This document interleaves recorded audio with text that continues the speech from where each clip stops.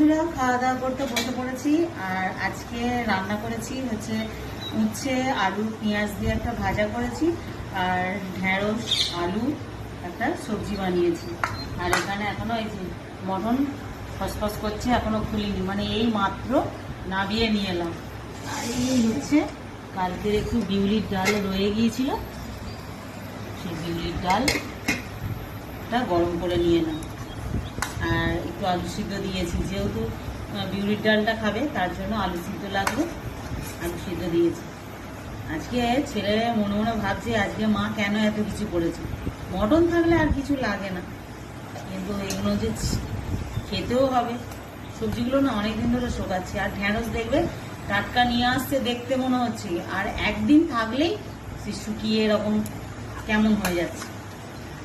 তাই ভাবলাম যে না, আজকে শুকনো শুকনো করে ফেলি একটু ঢেঁড়স।